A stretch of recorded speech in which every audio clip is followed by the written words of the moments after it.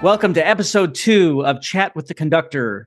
My name is Grant Gilman. I'm the music director of the Alpharetta Symphony. Today, we have a very special guest, Mr. Mac Frampton, who's going to perform with us on our September 15th concert. With a career spanning nearly 5 decades and more than 4,000 concerts across the globe, Mac Frampton is a piano virtuoso who defies categorization. Billboard magazine hails him as an immensely talented pianist, while critics describe his performances as electrifying and dynamite.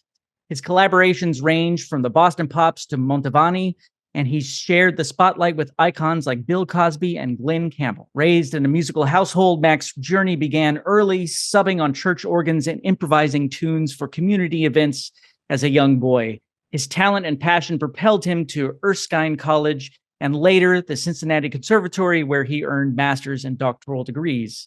His pivotal moment came when he received a special medal at the Van Cliburn International Piano Competition, encouraging him to meld classical technique with jazz and rock elements. Beyond his concert stage performances, Mac has made significant contributions to musical reviews, curating shows celebrating the works of legendary composers like George Gershwin and Cole Porter.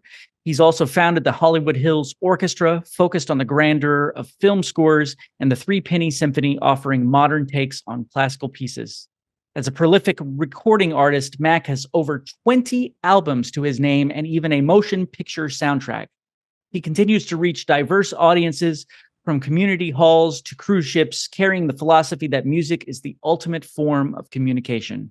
Currently based in Atlanta, Georgia, Mac is not just a revered musician, but also a proud father of 2 sons following in his creative footsteps. Whether it's through his solo performances or ensemble work, Mac Frampton remains a captivating force in the world of music.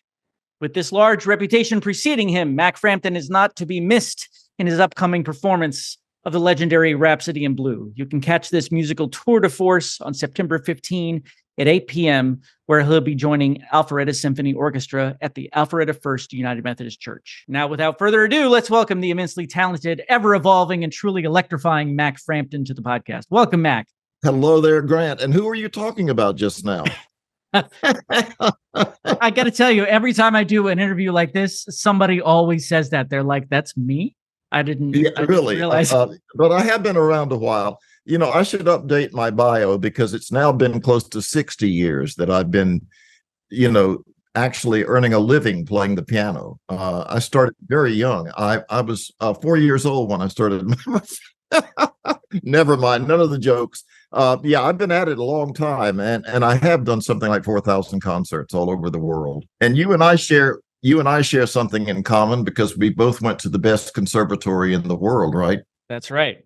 The Cincinnati Conservatory, and I was there back in the day when it merged with the University of Cincinnati. And my first year on campus, they didn't even have a conservatory yet. They were building it. And so we were meeting in all sorts of rooms all over the place. My very first master's recital was held over in the Student Union building, which has nothing to do with the conservatory. It's a whole separate building. And it was snowing that night, and a fire alarm went off right in the middle of my concert. And I didn't know what to do. I was scared to death first year grad student. And the fire alarm went off right in the middle of the Griffiths Piano Sonata, and I kept playing, and finally my teacher came up on stage and stopped me. So, and then we regrouped and went again. But yes, some amazing experiences in the wonderful Cincinnati Conservatory. That's what we're always taught to do. I mean, the show goes on no matter what. So does it go on before we get to the fire or after we know there's no fire? Like, we don't know. We just keep exactly right. We just keep playing. That's right. One time I was performing a concert, and I think I was in Alabama somewhere. Maybe it was either Mississippi or Alabama. And it was a very, very stormy night, but we had a full crowd there.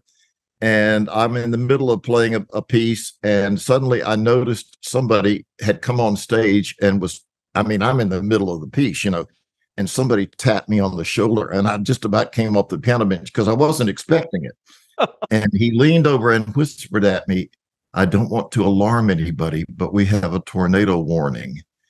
And so I said, okay. And I stopped the piece quickly, and I got up and I said, "Ladies and gentlemen, I've just been told that there's some weather, and I hardly got the word weather out of my mouth, and the entire audience got up and ran for cover because they knew what it was about before I even said it. So I've been through everything. When you've been at it this long, you've done it all. That's right. That's right. Let's talk a little bit about the concert coming up. Yes. So you've performed Rhapsody in Blue in many various venues and with different orchestras, each providing different unique acoustics and atmospheres. With all of these hundreds of performances under your belt, was there a particular venue or collaboration that brought a surprising new dimension to the piece? And how was that experience influenced your subsequent performances? Yeah, well, I have to go back to the very first one I did, which was with the Boston Pops. And I was still in school when I did this. Eric Kunzel, who was the conductor, Arthur Fiedler had just retired, and Eric Kunzel was vying for the position. He ended up not getting it, of course, but he later formed his own orchestra, I think the Cincinnati Pops or something. Anyway, he invited me to come to Boston and play it, and it was such a great opportunity for me, but I had never performed the Rhapsody in Blue with an orchestra before. So that has to stand at the top. Nothing will ever eclipse that. Although it was my first performance of the Rhapsody in Blue with orchestra, it's the one I most remember. And I was at the first rehearsal we had with your orchestra. I told the orchestra that what put me at ease, because I was terrified out there on stage, was that the clarinet solo at the beginning of the piece, the first clarinetist with the Boston Pops flubbed to the glissando. And with that, your clarinet player said, "Thanks a lot, Mac." And I thought, oh no, what did I do? But that did put me at ease. It was a memorable performance, and I'll never forget it. And then, of course, I have been very inspired by different audiences ever since. Right. Yeah. Our clarinetist is fantastic, and she just had it in her head since we programmed this a while ago. She's had it in her, and she's probably been thinking since that moment, oh my God, I got to make sure that I do it the best. But it'll be And great. She did.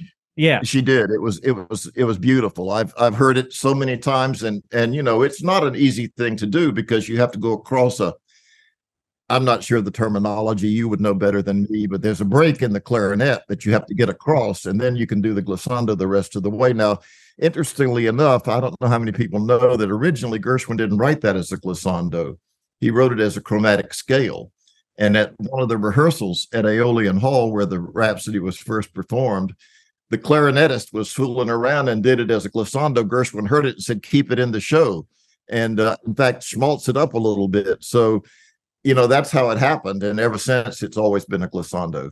I get the feeling that he and Grofé were in such a hurry to get it put together that there are a lot more things like that, things that the orchestra does that that doesn't necessarily and may never show up in the parts and the score. But I had our bass clarinet player come up to me and he was like, "Look, I just can't play this spot at this tempo, but if I put it down an octave, no problem." And I was like, I would not have known that it was supposed to be up an octave if you had not just said that. Yeah. So that's probably what every bass clarinet player has ever done. Whether they talked to the conductor about it or not, they just said, "Oh, it was supposed to be down an octave." They just do it. Yeah. They just do it. Just do it. I knew this already, but as I was refreshing my memory about the Rhapsody, at the very first performance, George Gershwin improvised most of his cadenzas, most of his piano solos. So we really don't know what the first performance sounded like because it wasn't taped. And, I don't even know if they could have recorded it back then. And then he later wrote it out, but they were like you say, in such a rush to do it because he had basically been duped into doing it. Paul Whiteman had asked him to write the piece, but he had declined, saying, "I don't have time." And then suddenly there it was in the newspaper, and he had to do it. So I find it all very interesting. And the fact that these solos were improvised is stunning to me. I can't imagine how in the world that happened, but I'm certainly glad I have music to look at. I would not want to improvise this piece. Now, I understand that. There's a point at which, originally violinists were still expected to write their own cadenzas for Mozart concertos. Yes, and probably same with pianists. But at some point, we stopped doing that anymore. We stopped being instrumentalists that would improvise things like that, and that just became less and less of a need, less and less of an expectation. So now we lean on those older versions of the artists at the time that were still improvising, that were still writing out their own cadenzas, and now we use those as the standard, and that's fine. Exactly. I mean, and then with jazz, with Rhapsody in Blue, it's a fusion of classical music and jazz elements, and I can only imagine how your interpretation has evolved over time. But through all those performances, how has that interpretation of those jazz elements within one piece evolved? Can you Yes. recall specific passages that have morphed so much that they contribute significantly to your understanding of the piece? Absolutely. In fact, even this performance, I've done some things that I've never done before. There's a section of the Rhapsody, and there are basically three themes. I think da da da da da da da da da da da. That's one of the themes, and then of course the main theme, the United Airlines theme, and then there's one other one, and then there's a short little brief one that the trumpet player plays, da da da da da da da da, which only shows up one time in the piece, right? So it's an amalgam of different themes, but there's one moment where one of the main themes comes back, and it's so lyrical and so bluesy that as I was sort of rehearsing it again and sitting at the piano looking at it over the past couple of months, I thought, I'm going to take a different approach to this, because I hear it now as almost a lament. And Gershwin was very young. Let's not forget that. He was in his mid-20s when he wrote this piece. And so he's not really of an age to be having a lot of laments, but I hear it that way, and it's very bluesy. One thing I have never done, and I've heard other pianists do this, is to use the swing kind of thing, do unless it's written. But I've heard people do. I'm not going to do that. It just doesn't work for me. I'm too much of a classical player to do that. So, but I have evolved, especially that section, and then the other one that I have really given a lot of extra thought to is where the train comes in, and the very slow opening of it, and then as it speeds up, it gets faster and faster until it gets up to the cruise altitude, or whatever you want to call it, and it stays consistent at that point.